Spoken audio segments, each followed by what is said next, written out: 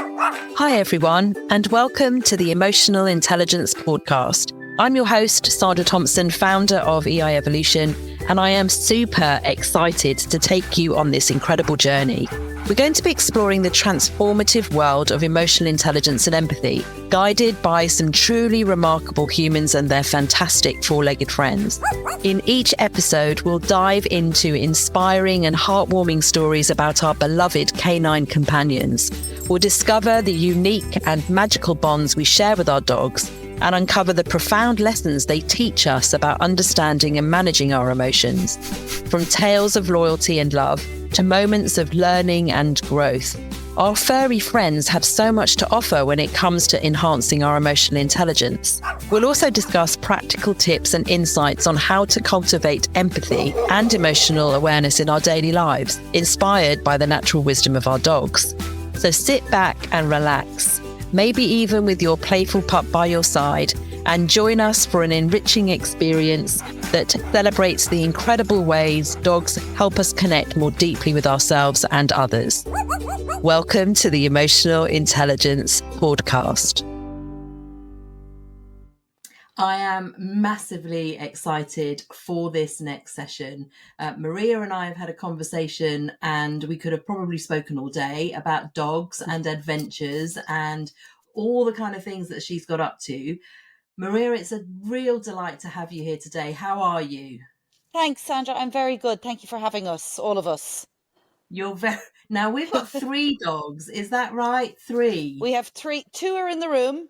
One's back there, one's on the floor. He's normally attached to me like another limb, but and the other one is outside protecting the neighbourhood from protecting our suburban neighbourhood from all of the evils that patrol the streets here.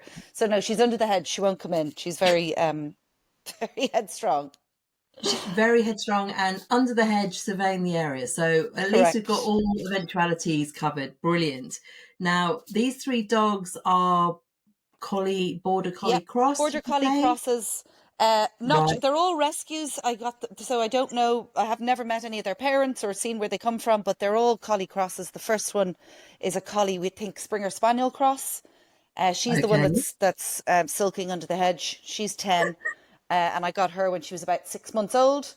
And then I have Lexi there in the background, that lump on the chair behind us. And she is 9 years old, and she's a collie. We think either pit bull or staffy cross, which is why she's sort of stocky looking like that. And then I have Freddie, who is a 6 month old. No, he's not. He's a year now. I got him when he was 6 months. He's another collie. I think he's just a runt of the litter collie. Like, he's a small little blouse is what he is. But he's lovely. So they're all useless collies. Useless. None of them are fit for purpose. So they're definitely failed at whatever they were bred to be doing. But incredible company, even though one of them obviously is purveying the area and keeping everyone secure. Yeah. Good. Before we find out more about them, let's hear about you. Let's know. Sure. Tell us, audience, what do you do? How have you got to this position of having 3 dogs? So I work from home, thankfully. So which is what allows me to have 3 dogs.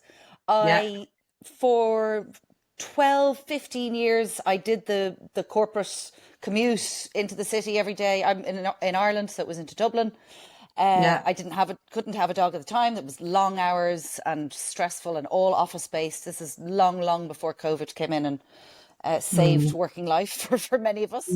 And I always loved dogs. Always had them growing up. They were always a collie variation growing up, which is obviously where I've stuck to what I know here.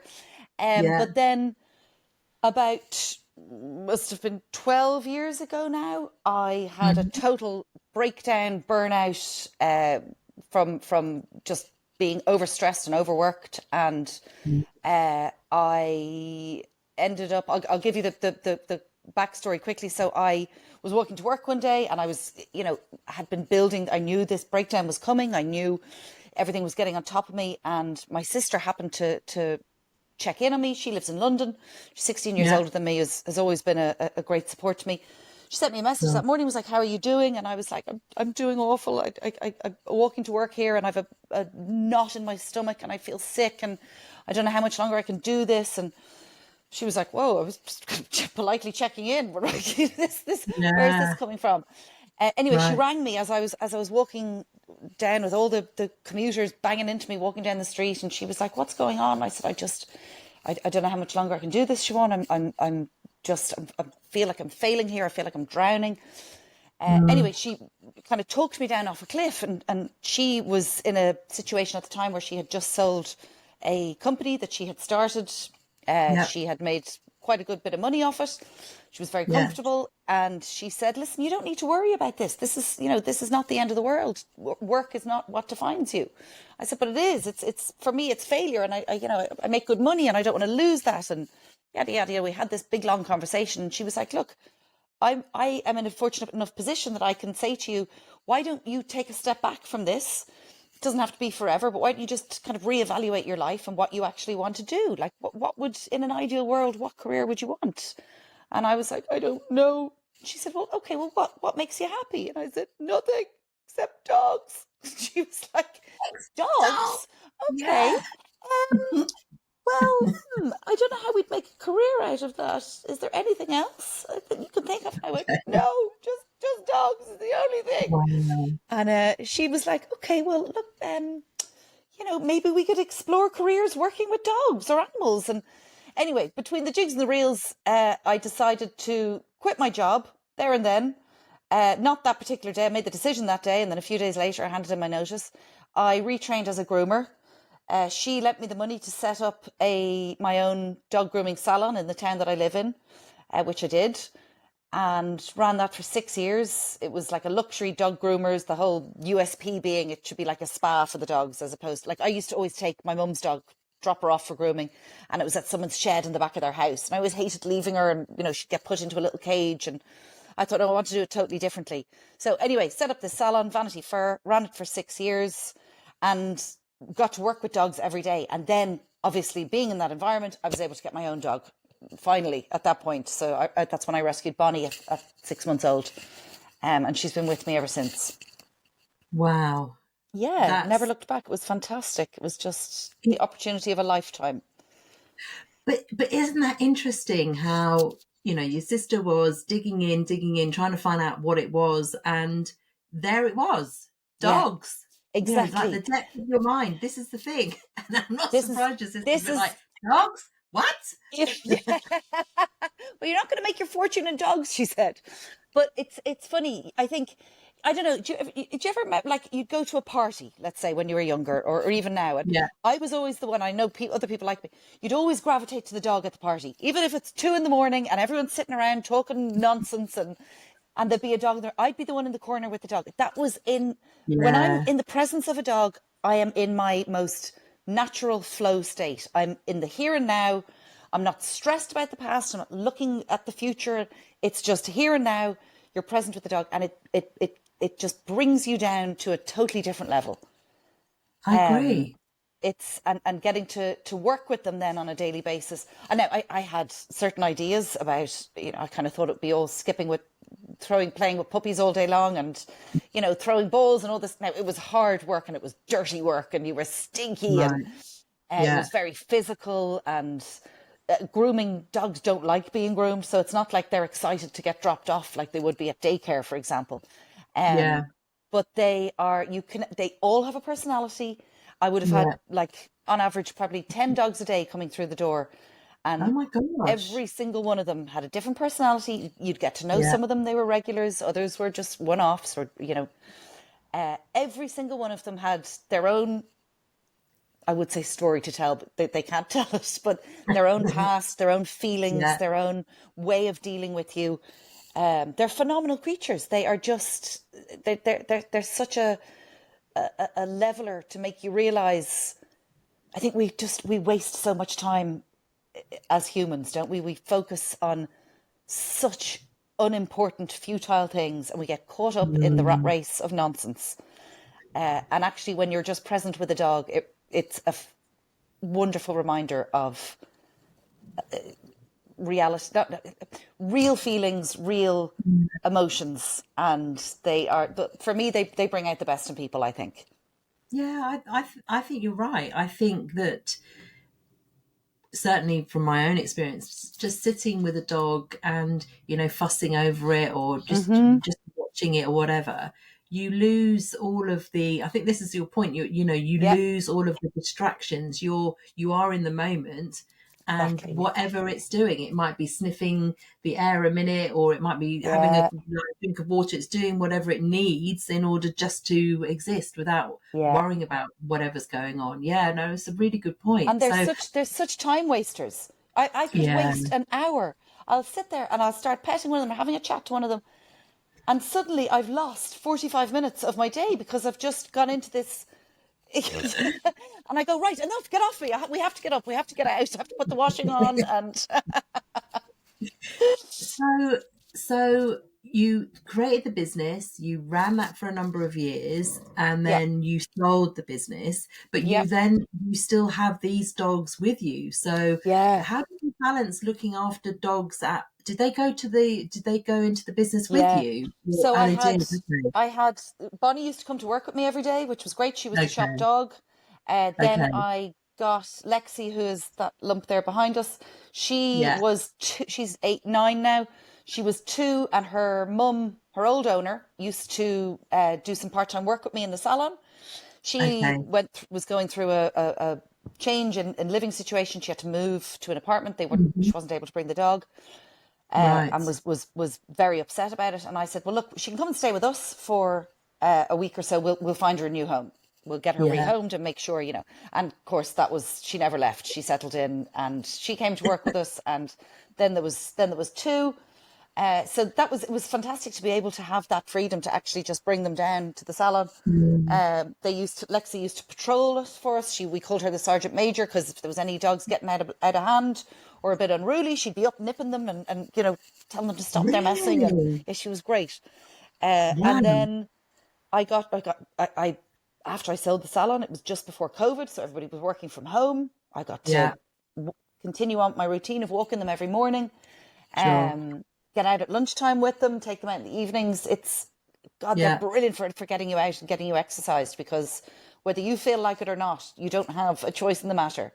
Rail, Yeah. hain or shine, you are, it's if you don't get them walked and you don't get them out, you pay the price for it, because they're climbing the walls, and it's not fair on them, and you want them to be happy. So I get a great sense of enjoyment from bringing them out and just being in nature with them, and seeing, like, they get so much pure, unadulterated joy from jumping in a river to fetch a stick. And again, it's just a reminder of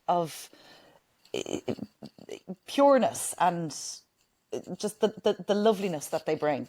Um, Mm. to get out of your own head and all the nonsense and crap that we give Yeah. so much attention to. Yeah, I understand that. No, I do I do get that. So thank you Yeah. for sharing that. I want to ask you, if you're able to ask Hmm. you a few questions about the kinds of breeds that Mm. you met and you interacted with when you ran the salon. So Yeah. I guess the question here is, I think there's a few questions. So how influenced were Hmm. the dogs by their owners? What did you Hmm. notice about, how the dog behaved with you versus with the owners? Yeah. What kind of relationships were you seeing there to Um, start with? Yeah, it's a very valid conversation point, because it's something that we used to talk about a lot, myself and the girls in the salon. So a dog would come in with their owner, Mm-hmm. petrified, attached, shivering. They what are these noises and these smells, and we don't like it, and we don't want to get dropped off here, and we don't want to get wet in Yeah. the bath, and they'd be Yeah. a ball of anxiety, and the owner in turn would always be a ball of anxiety. And I'd go, God, Right. it's like kids. When kids are getting Yeah. dropped to creche or something, and the Yeah. parents who are like, right, off you go, now you're fine, and the child will get on with it. But if the Yeah. parent is clingy, same way the owner to the dog is clingy, the dog is worse. So as Yeah. soon as, and I mean literally as soon as that owner left the salon and walked around the corner, the dog would be like, okay, what's next? Completely different. They were absolutely fine when the owners were Yeah. gone. They'd get on with it Yeah. for the most part. Certain dogs, and always the ones with the kind of anxiety riddled owners, were less able for it, because we don't realize how much of our feelings, anxieties, and worries we put onto our dogs, because they pick up on it so much.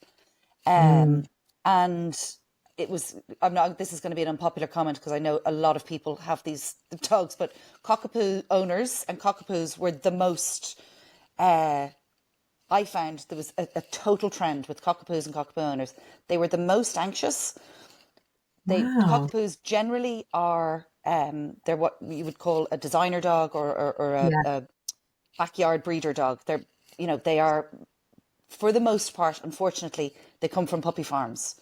Whether the owner who's buying it at the time knows it or not, quite often they don't. They might have bought them through they use host families to pretend that the backyard breeders do, to pretend, oh no, this is our family dog, or these are two family dogs and they just mated, and it's a whole underground scene that you could do a podcast on that in itself. But they were the most popular breed of dog at the time. They're non-shed, they were cute, everybody wanted it. It was an explosion of cockapoos. They generally had very, very nervous temperaments, because they had been bred in a puppy farm environment. They came from very, very anxious, nervous mothers, because they were locked in a cage for the most of their lives and kept in the dark, and you don't see any of that. So the owners, obviously, we as empathetic people, take a needy dog and go, oh my God, you need me to look after you, and we feed the problem, right? Sure. So they would come in and they would be nervous wrecks, and they'd be trembling, or they'd be nervous aggression. They had separation anxiety, huge amount of that. And again, that's as much our fault as it is the dog's. We say, oh, the dog has separation anxiety. The dog has separation anxiety because we caused that. And I'm as guilty of that with my rescue collies. I can't stand here and pass judgment over somebody who bought a dog knowingly or unknowingly from a puppy farm. I do the exact same thing, right? I go, oh, they're a rescue and they need me to look after them. And if I'm not home, they'll be worrying about me. But then you'd get certain dogs. Like, I think certain people and their traits and personalities are attracted to certain types of dogs because it fits their brand or their mold, or so you might get the tough guy with the bulldog. The bulldog doesn't have separation anxiety because he's like, I'm a man and I can take this, and I'm one of the lads, and they take on that sort of the persona of the owner. And then you get people who just don't care about the breed of dog. They just want to give a dog a home who wouldn't have had a home otherwise. And you get these beautiful, gentle greyhounds or whippets who were always the loveliest natured dogs I've ever met. Any of them who came into the salon, I would always say they just had lovely manners, and they were calm, and they were just on another level to the brats that you'd get. Half of the brats coming in, and the ones that would mess and the ones that would misbehave, and I count my own dogs in that, by the way. But there are, and then you'd have your terriers who are your really feisty, I'm going to take on the world, and hold me back sort of attitude. So it is it was definitely, it's stereotypical, a lot of the breeds, but a lot of them do fit the mold. And then a lot of them are quite the opposite. You get a Rottweiler who is terrified and nervous and gentle, but everyone's afraid of him because he looks like a scary dog, or he looks like he should be vicious. And they can be the gentlest ones of all. Staffies, they're literally the sweetest animal I've ever come across. And yet I think they're on the restricted breeds list. It's crazy. It's just, it really is. But it's all shapes and sizes, all different personalities, and I can genuinely say I've never met a dog I don't like. There's always something. You can go, oh, that dog's really annoying, or he yaps constantly, or there's always something in there that you can identify with, gel with, see something in. There's no such thing as a bad dog, and I firmly believe that.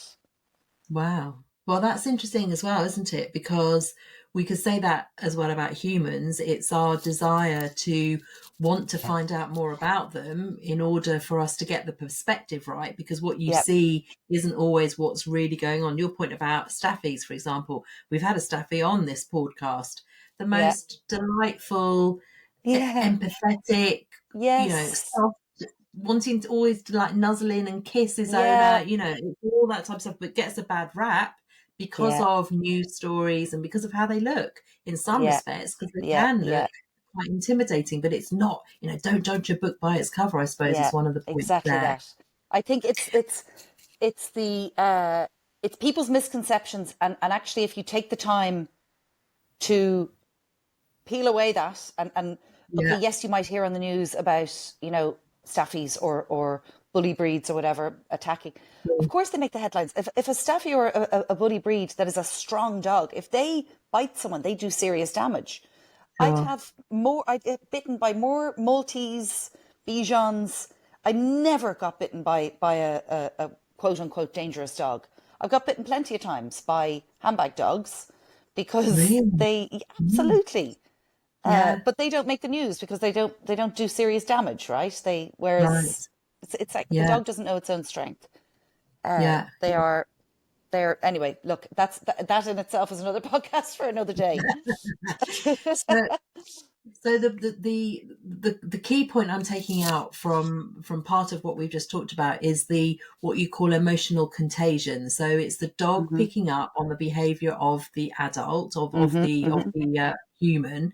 So the nervousness, the like over anxiety, all those Mm, types of things that the owner is feeling, the dog is picking up and kind of mirroring those things. absolutely, And as soon yeah, as the owner has gone around the corner, then the dog is relaxed and it's yeah, kind of getting on with things. But it's yeah, knowing what the dog needs and to be the type of character that can reassure the dog, because ultimately, you are taking it into perhaps a new yes, space, new smells, whatever. But how, they're looking at you as the I don't know, the leader, as it were, yeah, to show them 100%, the way, I guess, yeah. perhaps. But again, I use the analogy of dropping a child to school. You have a teacher who's in control and confident and knows what they're doing. Those Mm, kids fall into line. They don't need to be sure. told. And it's the Yeah. exact same with a dog. If they sense Yeah. that you're nervous or you're not in Mm, control, that's when you lose them. That's when they dominate the situation versus you being in control. And these dogs, like we never caged them. They were never restrained insofar. I mean, mhm. obviously, when they're on the table, you need to have a noose kind Yeah. of to clip them up with. But Yeah. they were never physically had to be held down or anything like that, because they're like, okay, well, this is what's happening. I need to get through this kind of thing. This person Yeah. knows what they're doing. Um, Yeah. but then you'd get. I used to always say to people, don't come until we call you, because you'd often get people kind of popping back. Oh, is he or she ready or whatever? And I go, don't do that, because if they see you, they will lose their right. They will. Yeah. They get so excited. They start Yeah. dancing on the table, flinging themselves around. They cannot wait to get back to their person. So I just always say, look, wait for the phone call. When we ring you, we'll give you how much. Do you want 10 minutes notice? Do you want 20 minutes notice to get here? Just make sure you don't come unannounced, because we won't be able to finish the job if the owner is present. So let me get this straight, because this is something I have never comprehended. So I drop my dog off to you, and then I come Mm-hmm. back after a little while just to see how you're doing, just because I want to see how they're getting on, and then I think I'm going again without having caused havoc. That's Yeah, yeah. hilarious. What are you I know. even Well, thinking? I think because we were a shop front premises, we had a big glass front, so people would Um, walk by, or we'd often right. get people just walking by because they'd see like dogs sitting in the window kennels, or Okay. they'd see a dog getting a blow dry with we'd put the ear defenders on the dog, or Yeah. these things called happy hoodies to kind of to muffle the noise so the dryer wasn't as Yeah. noisy for them. And you get people standing there with their kids. They thought this was hilarious. You'd see a dog with the earphones on, and like they'd be wetting themselves laughing, because it's funny, and it's out of the ordinary stuff. So you'd get Yeah. people constantly, or they'd want to stop. They'd do a kind of a drive by, a surreptitious look in the window. I'm picking up the kids from school in 5 minutes. Can I get the dog on the way past? And we used to have to just put a stop to all that. Say sorry. It's not fair on the Yeah. dog. It's not No. fair on anyone. We just need to let's get them home as quick as possible. But do you know what's come to mind is The Secret Life of Pets. So the animation film, there's two of them, isn't there, where the dogs So good. kind of like, in front of their human, they're like this, but when they're all Yeah. gathered, they're doing something else. And so I'm just visualizing your shop window with dogs wearing like what might be ear defender type things. I mean, you must have been Instagrammable the whole time with Oh, some it was fab. phenomenal pictures, really. Yeah, it really was. I had the best fun. It was, and like I said, every dog has a personality, and you can absolutely capture that personality in certain pictures and things. Like, I used to waste so much time. I think, geez, I've 4 grooms backed up here I need to get going with, because here I am just taking pictures and videos of them all, because it's such good content, and it's wholesome content, and people love it. And it was just the most fun. We used to create caricatures of them all, and the best fun writing the headlines and things like that. But they, it was. I could have made a full-time job out of that if I'd given the choice. So let's talk a bit more about your own dogs and how, in any of their behaviours, they show empathy or any emotional intelligence that you describe for us now. People always say their dogs will pick up on when they're sad and are very good at comforting them and that sort of thing. Not one of my dogs do that. They are absolutely self-serving. If I'm upset or crying, they might raise an eyebrow and think, how's this going to affect me and my dinner time or my walking schedule? I can hear it going through their brain. They do not come over to check if I'm all right. They're so comfortable. I know. I wish they were that way. But they're totally emotionally intelligent. They just. I think they know I'm a bit dramatic and not to pay any attention to me if I'm having a wobble. But they are so emotionally intelligent. I learn so much from my dogs every day.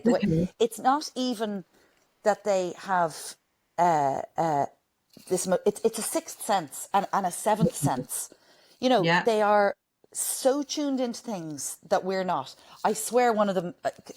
I think my house is haunted or something, because I see him sometimes sort of looking at something, and there's nothing there, but he is totally focused on something in the ether, and I'm thinking, like, what the hell is that?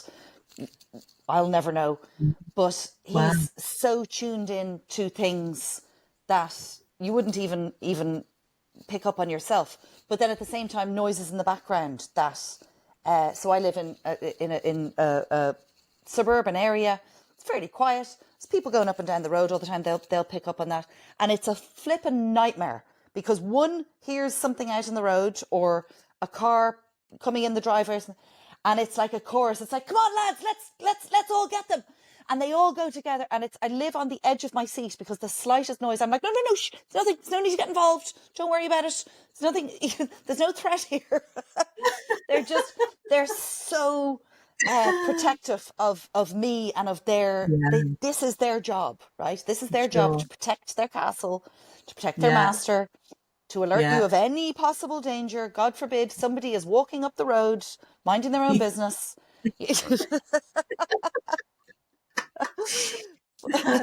But they're so kind, and they know. It's funny, when we go on walks, there are certain people that they know are doggy friendly people, and they'll go up and they'll know before I will.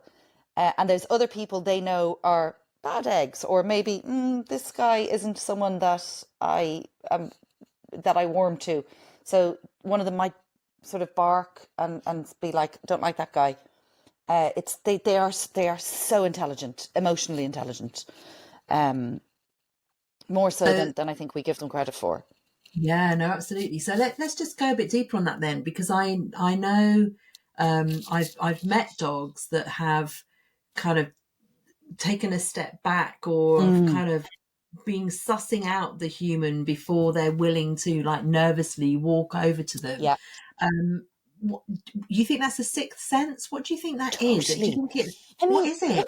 Look at these dogs who get trained to sniff out when a seizure is coming, right? Or when somebody when their owner needs to take a medication, or a bomb at an airport, for example. Like, that stuff next level stuff that I can't even begin to get my head around that. How do you smell a seizure? I mean, there must be a scientific explanation for it, right? But it's just, I just think they are capable of so much more. And we all do it. Well, I certainly do. An injustice to them. Like, if my first dog I took her to puppy training classes. I did everything right. I did all the correct things. And then I thought, no, I've got this, and I'm a salon owner now, and I'm a professional. I can. The other two are so unruly because I just got lazy and let them away. I mean, I feel an injustice. Like the collie pup that I have, well, he's one now. I made a resolution when I've a broken ankle at the moment, but as soon as it's better, I'm going to start taking him to agility classes because he has so much potential. And I know that will build his confidence, and that he will become more used to being socialized with. Like, he's terrified of men. A man who calls to the door, postman, delivery man, anything like that. Petrified. He was rescued from a bad situation, so he's obviously mistreated by men and remembers that. But what was my point? I can't even. Sorry, I get so excited talking about dogs. I have five different things going at the one time. So but giving him the agility and that confidence to be around other men, other dogs, unfamiliar environments. I owe it to him to do that for him because he's so clever. He's so tuned in that if I don't, I'd be doing him a disservice, and he wouldn't be reaching his full potential. Yeah, no, I get it. So what we were talking about was around sixth sense, them picking up on things. Yes. I think what you're saying is that this particular younger dog has a sense about men because of a memory they've got of something that's happened to them. So you taking them to training perhaps might help them wean off that memory maybe and retrain them. Exactly. I know that a friend of mine's got a border collie who that was a kind of rejected farm dog, and it's taken her 2.5 years to basically get the result because it was so traumatic, I think, for the dog. So I hear what you're saying. It breaks my heart. Like Freddie, the young one, his biggest fear is footballs. If we're out for a walk and a kid is kicking a football down the road or somebody's kicking a football in the park, he literally jumps out of his skin. He is petrified. So I don't know whether he was used for target practice or if it was just, he was with the travellers in sort of left under a caravan, tied up under a caravan, whether they were kicking balls around and he was being hit by the ball. I don't know. I'll never know. I don't want to know what happened to him, to be honest. But he's safe now and he has a nice life now. And it's my job to make sure that he reaches his full potential and doesn't live in fear. It's not fair for him. If there's things I can do to desensitize him to that sort of thing, then that's my job to do that. Yeah, no, I understand. One of the things we spoke about a few weeks ago was around dogs being on their own, humans affected by loneliness. Is there anything you'd want to share with the listeners right now on what you know and what you think about that topic?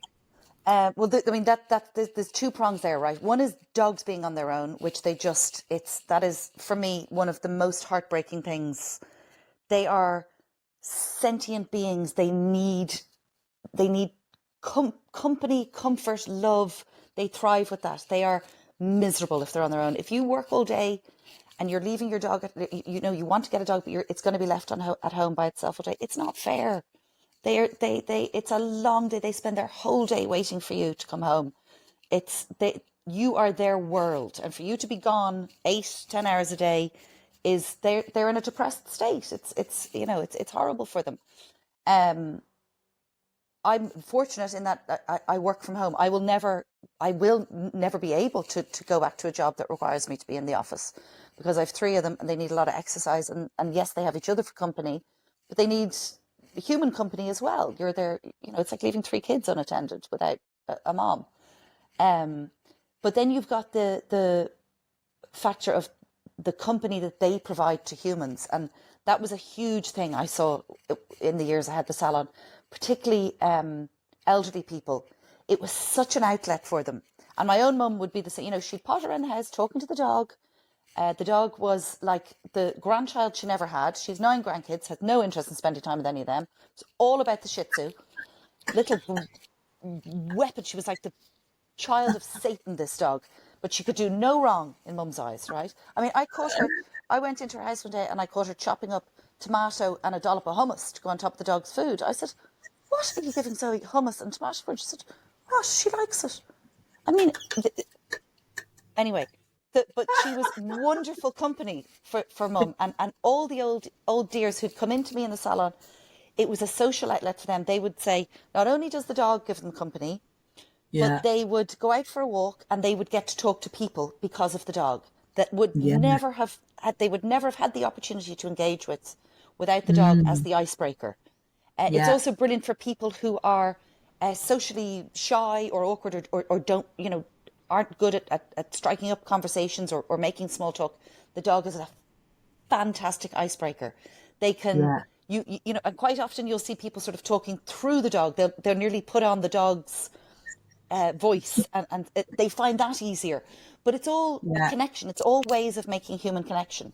And I remember going to a conference once. It was organised by one of the pet food companies years ago in London, and it was about how they called it, the topic was petatonin, and like serotonin, and how having a pet releases serotonin. Okay.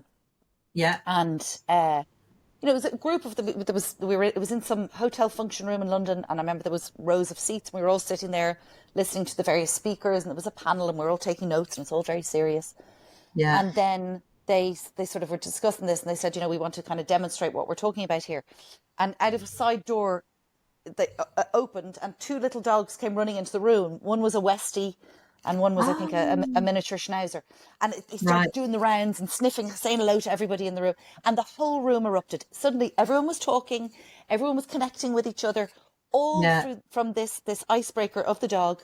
We all were like, oh, this is wonderful. Suddenly, your inhibitions are gone, and you can be as silly and as vulnerable as you want. I don't know what it is about a dog that does that to us. But it's just a really great leveler, having a dog in the room, and Yeah, so I think you said petatonin. So it's petatonin. It's the hormone. It's the endorphins it's or whatever it is. Okay. Yeah. Absolutely. Yeah, that get released. It's true, isn't it? When you go somewhere, even when I see dogs on the tube, when they're going to London, everyone's like looking at the dog and what is the dog doing? Can I pet it? And what's his name? And so and going to a dog park, you talk to other dog owners. Again, people who don't have elderly people or people who are just on their own and don't get that opportunity to make talk. Everybody loves talking about their dog, right? And everybody loves learning about somebody else's dog. So it's what they do for us and for society is I think we totally underrate it. It's huge. I go for a walk every morning, and it should take me half an hour. I can't get round that circuit in less than an hour and 15 minutes because I am literally like that crazy person who crosses the road to see a good dog. I walk with a couple of friends, and come on, there's a good one over there. Let's cross. Let's go and see that. They're like, can we just keep moving? And we need to get the steps in. I'm like, oh, look at him. Come on, he's gorgeous. And half the time the owner has no interest in talking to me. They're like, this crazy. Hi, and they go through the motions and they answer my questions, and then my friends are like, come on, Maria, let's go, it's time to move. It turns me into I could be stone-faced and in an awful mood walking down the road, and I see a dog walking towards me, and it's like a personality transplant straight away. Smile comes on my face, and I want to talk to that dog. And there's no need for the owner to get involved half the time. If I want to talk to you, I'll talk to you. I'll let you know if you're required. I recognise that completely. You acknowledge them to make sure it's okay, and then it's like, please, could you just leave the dog here? Be much less stressed. Exactly. Very much. Yeah. You go off and do your shopping. I'll stand here. Take 15. Oh, what a delight. Marie, we've covered so much stuff, honestly. is there anything else that you'd like to just kind of finish up on the topic of dogs and humans and what they mean? Is there anything else you'd like to? Yes, there is one thing, and I don't want to preach, but if you do not yet have a dog and you are looking to get a dog, please adopt one instead of buying one. I know people have a misconception that rescue dogs are troubled dogs. That is not the case. Yes, of course, a lot of them are, but so are dogs that you buy from a puppy farmer. They're traumatized before you've even had a chance to raise them, and that just continues to fuel the problem. And there would be no puppy farmers if there were no people buying them. If you do want to buy it, if there's a particular breed or for whatever reason you can't rescue, or maybe the rescue won't let you adopt because you've kids under a certain age, go to a reputable breeder, please.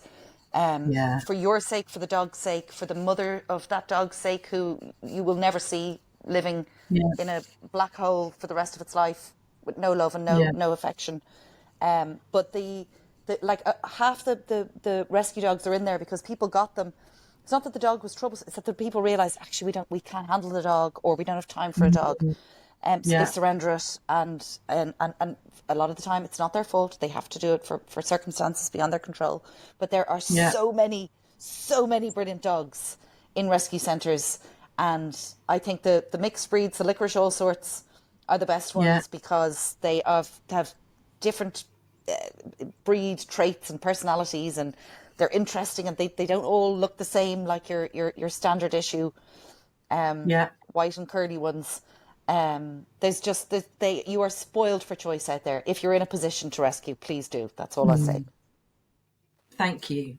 Well, they're so grateful. They're so grateful for the opportunity to not live in a rescue centre and go into a home.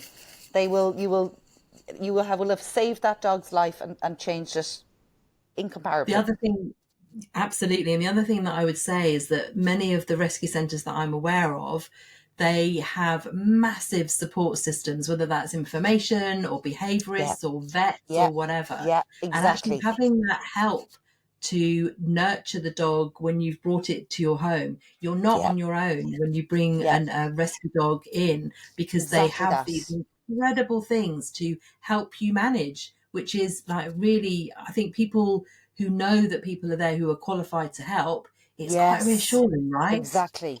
Whereas you'll never get that from a guy who from an ad in the paper or online that offers to meet you halfway on the side of the road because their farm is so hard to find.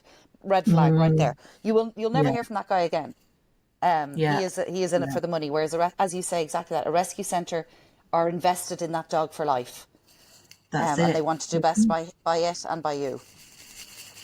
Maria, this has been fantastic. I really do appreciate your time and for the array of animals you have around you too. I mean, what a laugh. Thank you so much. Thank you so much. I wish you a really great weekend. Listeners, hasn't that been enjoy it with your dog? Take care. All right. Thanks, Sandra. Bye-bye. Thank you. Bye-bye. So that's a wrap. Thank you so much for tuning in. If we've not connected already, you can find me on LinkedIn. I'm on there most days. You'll find me under CXEI Sandra. And also, if you want to find out a bit more about my work, then you can pop along to my website, www.eievolution.com. One final thing, and in the spirit of customer experience and feedback, I wonder if you might consider leaving a review on Spotify. I'll leave that one with you. So until the next time, be well and be pawsome. Ta-ra!